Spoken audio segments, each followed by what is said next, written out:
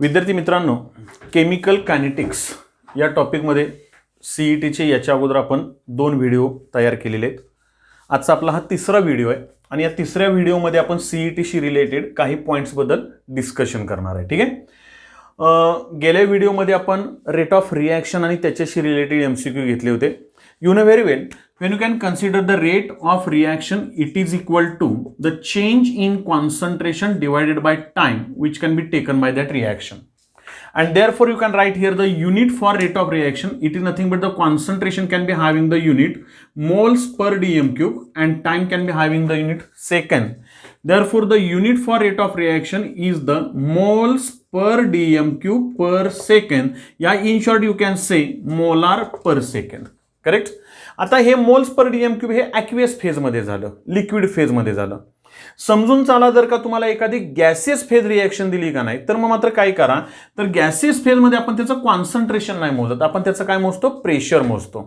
म्हणजे जरा थोडंसं लक्षात घ्या, in gaseous reaction what I say, in gaseous reaction the rate of reaction can be having the unit and it is nothing but the concentration. Instead of that one you can use the pressure divided by time. Correct. म्हणजेच pressures unit आपल्याला माहिती आहे, it is the atmosphere per second rate of reaction in gaseous phase reaction. Instead of atmosphere sometimes bar is also used, कारण का आता नवीन तुमच्या सिलेबसमध्ये बार हे पण युनिट प्रेशरसाठी वापरलेलं आहे. म्हणजे रेट ऑफ रिॲक्शनसाठीची जी युनिट्स आहेत हे युनिट आपल्याला जरा थोडंसं लक्षात ठेवा. ॲटमॉस्फिअर पर सेकंद कधी येणार आहे, तर in case of gases phase reaction. मग अशी रेट ऑफ रिॲक्शनची युनिट्स आणि त्याची MCQ झाल्यानंतर आपण आता पुढे निघालोय and that one is nothing but number first one article and it is the law of mass action. Actually, if you can consider here, according to the 11th science, you know very well, a general chemical reaction, that is the A moles of A reacts with B moles of B. At that time, what happens here? The C moles of C, which can be converted to the D moles of D. Correct? These are the reactants. These two are the products. According to law of mass action, law of mass action मध्ये आपण बाळांनो काय घेतो, तर that one is nothing but the equilibrium घेतो. Correct. मग equilibrium लिहिताना आपण K इज इक्वल टू काय लिहितो, तर टोटल आपण याचं काय घेतो, प्रॉडक्टचं concentration, concentration of product divided by concentration of reactant. म्हणजे आपल्याला इथं काय मिळतं, कॉन्सन्ट्रेशन ऑफ C हा मोठा C रेस टू C त्याचे नंबर ऑफ मोल्स घेतो आपण. इथं इंटू साइन येतं, जरी प्लस असलं तरी इंटू येतं. करेक्ट. आणि इथं काय येणार, concentration of D raise to D. Correct. Divided by आता काय येईल, reactant concentration of A raise to A into concentration of B raise to B. हे तुम्हाला झालेलं आहे. But when you can consider here, according to the chemical kinetics, when you can study the reaction experimentally, at that time you can observe the rate of reaction can be depends on what I say. Number of the factors are there that can be affect the rate of reaction. For example, concentration is there, pressure, temperature, nature of reactant, whatever, as well as the catalyst can be affect the rate of reaction. आणि मग त्याचा जर का impact rate of reaction वर झाला का नाही, लक्षात घ्या, तर तो रेट ऑफ रिॲक्शन डिटरमाइन करण्यासाठी आपल्याला आहे असा लॉ ऑफ मास ॲक्शन लिहून नाही चालत. मी काय म्हटलं लक्षात घ्या. आणि म्हणून आता समजून चला, आपण according to law of mass action घेतलं, A moles of concentration of A raise to A असं लिहिलं. पण जर का रेट लॉ लिहायचा आहे, आपण थेअरीमध्ये शिकलो त्यामुळे आपण पटकन बोलूया. रेट लॉ किंवा रेट इक्वेशन लिहिताना आपण काय लिहितो, रेट ऑफ रिॲक्शन, किंवा आपण असं लिहिलं होतं की is directly proportional to the concentration of A raise to A into concentration of B raise to B. आणि मग तुम्ही याच्याशीच रिलेटेड हा लिहिला law of mass action, R is equal to rate of reaction is equal to concentration of A raise to A into concentration of B raise to B. हा बाळांनो आपला काय झाला, तर लॉ ऑफ मास ॲक्शन झाला. लक्षात घ्या, हा काय झाला आपला लॉ ऑफ मास ॲक्शन. पण एक्सपेरिमेंटली स्टडी केल्यानंतर असं लक्षात येतं की रेट ऑफ रिॲक्शन हा A आणि B मोल्सवर डिपेंड असेलच असं नाही, नसणार असं मी म्हणत नाही, असेल पण असेलच असं नाही.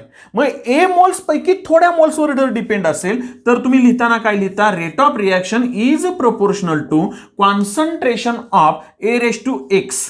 A पैकी Xच मोल्स रिस्पॉन्सिबल आहेत, बरोबर, into concentration of B raise to Y असं आपण लिहितो.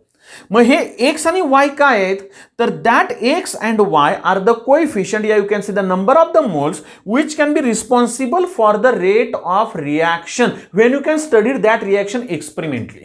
लक्षात घ्या. म्हणजे हे इक्वेशन तुम्ही कधी लिहिणार आहे, तर ज्या वेळेस तुम्ही त्या रिॲक्शनचा काय कराल, एक्सपेरिमेंटली स्टडी कराल ना, त्यावेळेस तुम्ही हे लिहिणार आहे.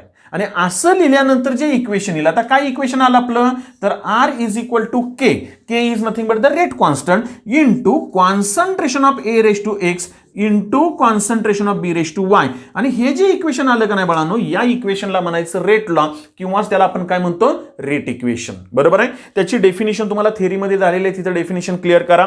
त्याच्यानंतर रेट कॉन्स्टंटची पण डेफिनेशन क्लिअर करा, रेट लॉची पण डेफिनेशन क्लिअर करा. फक्त एक गोष्ट लक्षात घ्या की rate law it is the equation which can B obtain by the experimental. लक्षात घ्या, कंडिशन्स म्हणजे एक्सपेरिमेंटली तुम्हाला हे मिळणार आहे.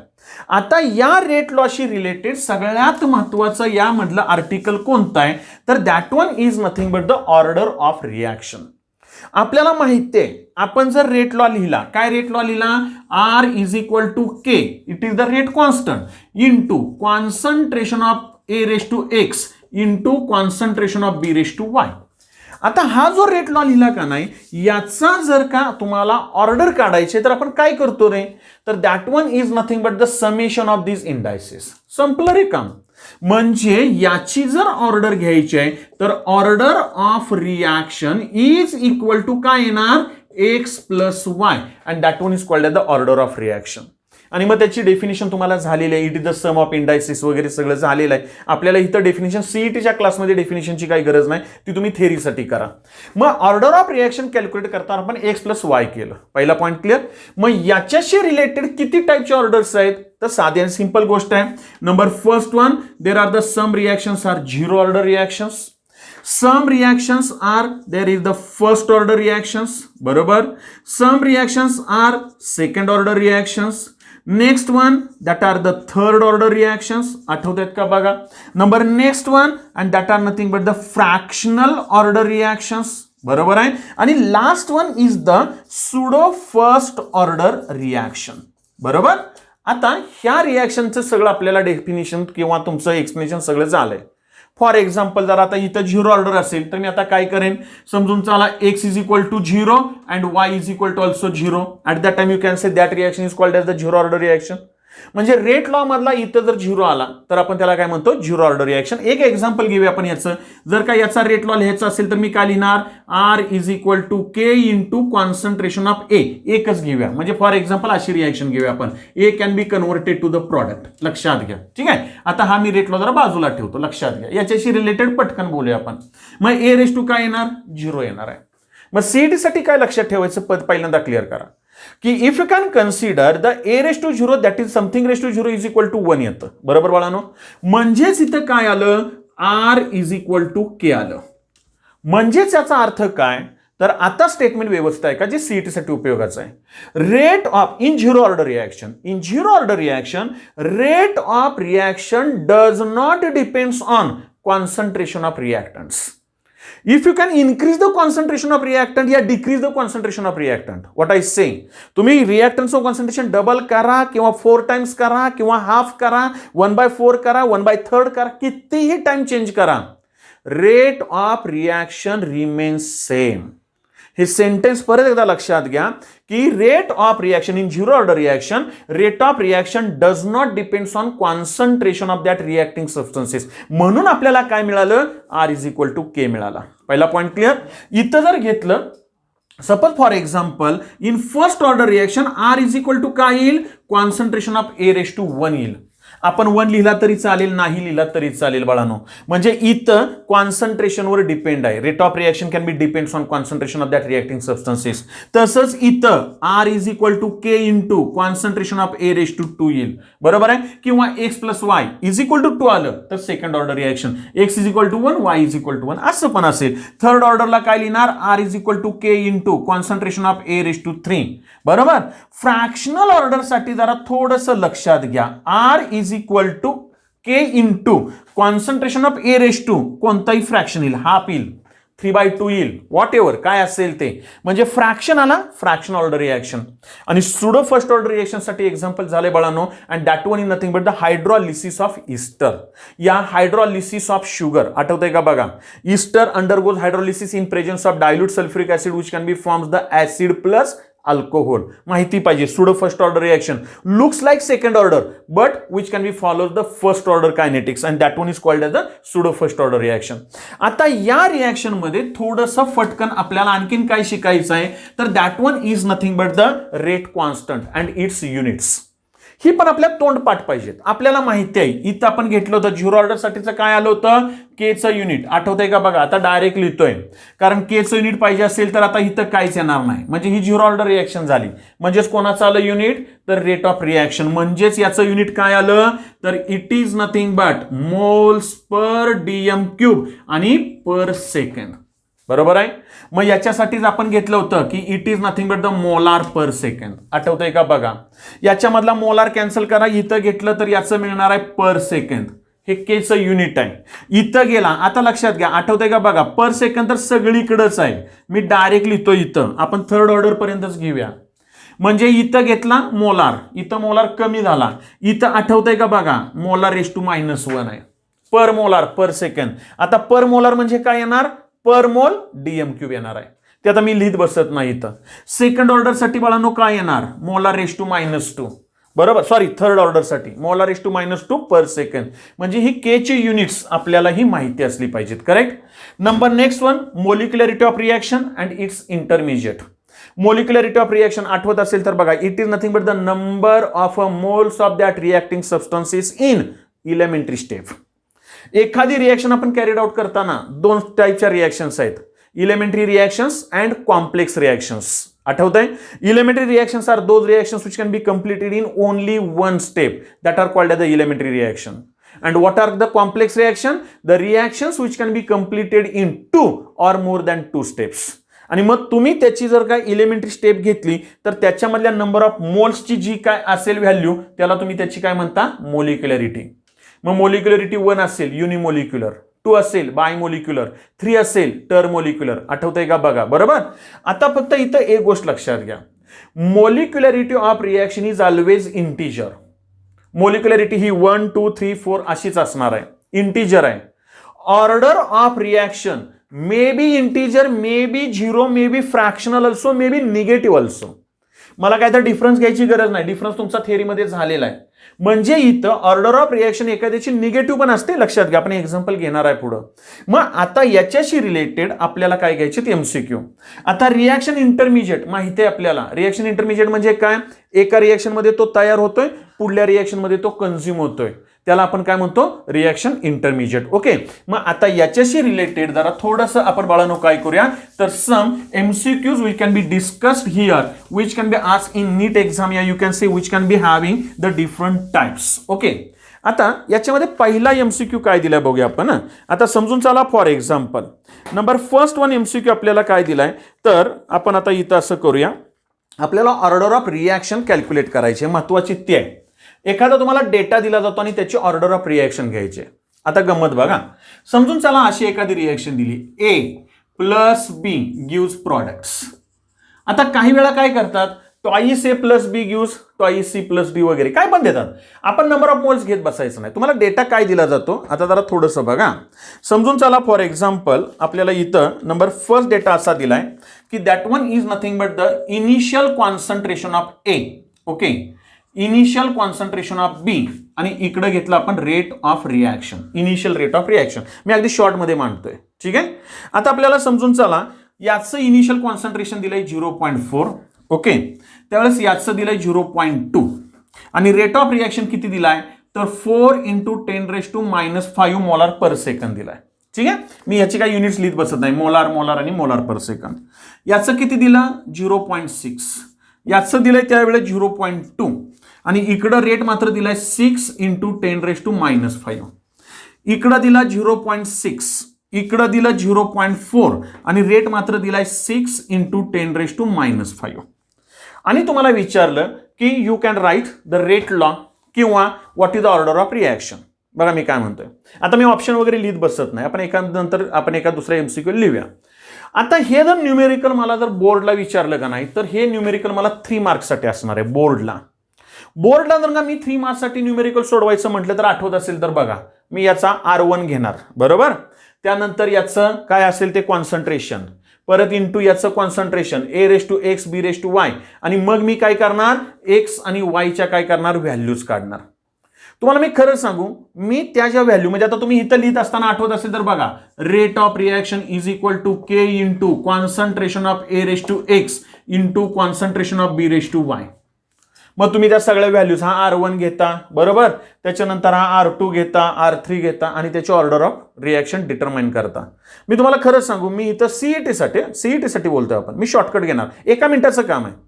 सीईटीसाठी उलट सोपं आहे. काय करायचं एका वाक्यात सांगतो. आपण इथेरीच्या पण लेक्चरमध्ये बोललोय पण जरा थोडं इथं क्लिअर करूया. इथं ज्याचं कॉन्सन्ट्रेशन सेम आहे त्याच्यावर पहिल्यांदा लक्ष द्यायचं. याचं पॉईंट आहे याचं पॉईंट आहे म्हणजे रेट ऑफ रिएक्शन याच्याशी रिलेटेड नाही, कॉन्स्टंट आहे त्याला बघायचं. आता इकडं यायचं, एचं व्हेरी केलं आपण, चेंज आहे 0.4 आहे आणि इकडे किती आहे 0.6 आहे. जर याचं 0.4 आहे तर त्यावेळेस रेट ऑफ रिएक्शन काय रे बाळांनो मला सांगा 4 × 10⁻⁵.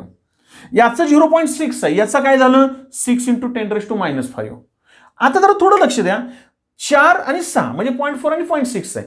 ज्या पट्टीमध्ये कॉन्सन्ट्रेशन वाढलंय का नाही त्या पट्टीमध्ये काय झालं रेट ऑफ रिएक्शन वाढला.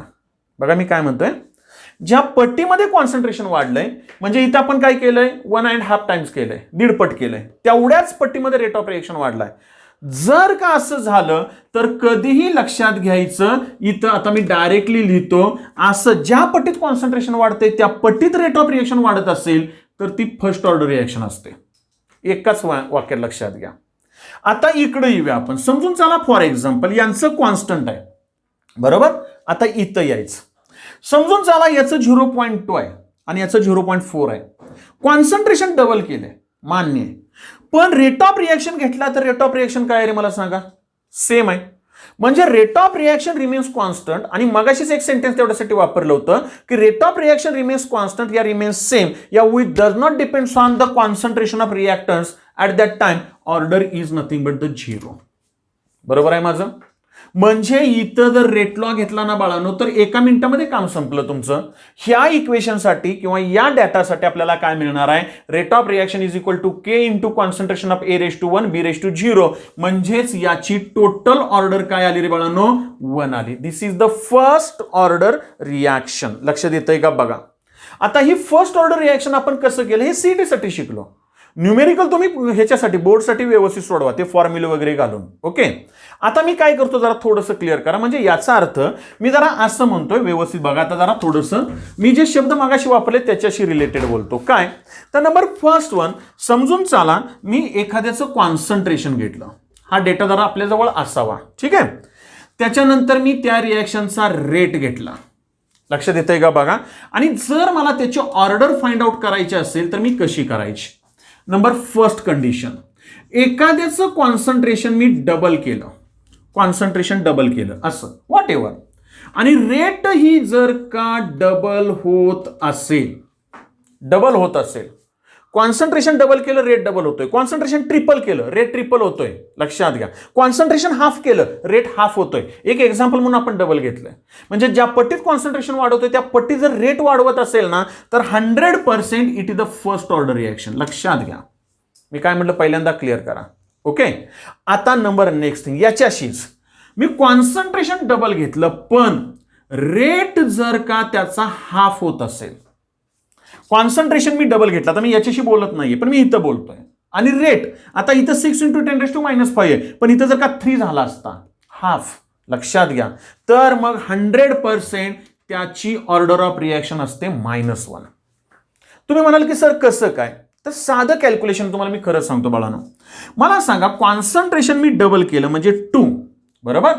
Rate of reaction is equal to k into concentration of that substance. आपण रेट ऑफ रिएक्शन लिहिलं होतं बरोबर.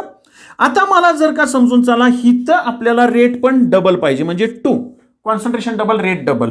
2 इज इक्वल टू k आपण घेतलाय काय असेल तर 2 किती घ्यावं लागेल 1च घ्यावं लागेल ना.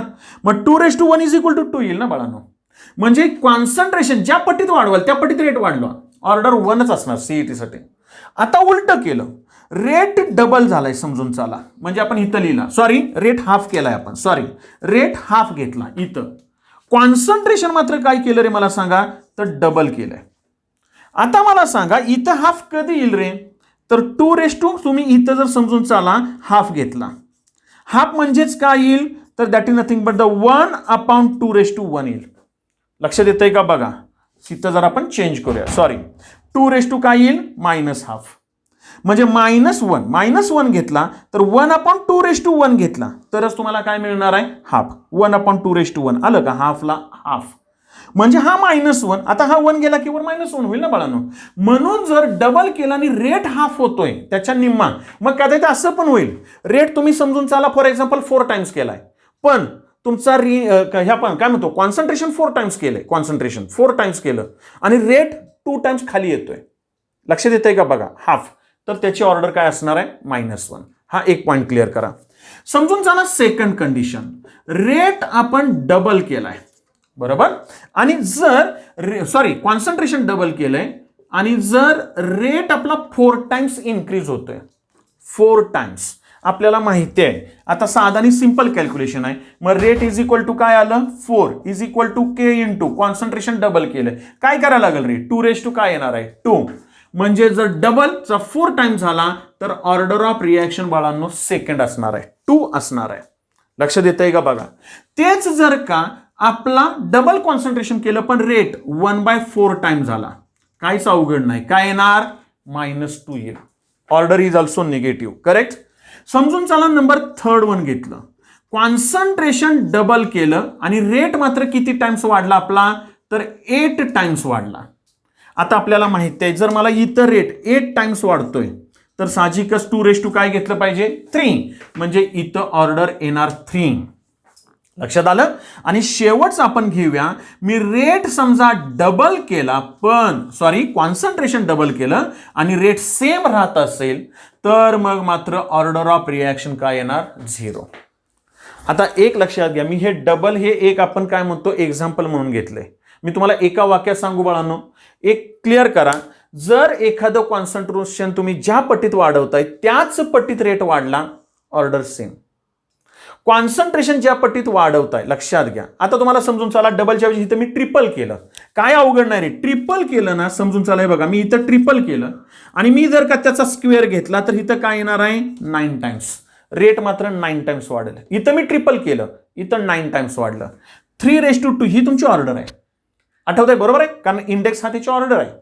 इथं जर समजून चला तुम्ही काय घेतलं ट्रिपल केलं आणि जर का समजून चला फॉर एक्झाम्पल आपल्याला ऑर्डर 3 पाहिजे तर तुमचा रेट किती पट वाढणार आहे 27 पट वाढणार आहे.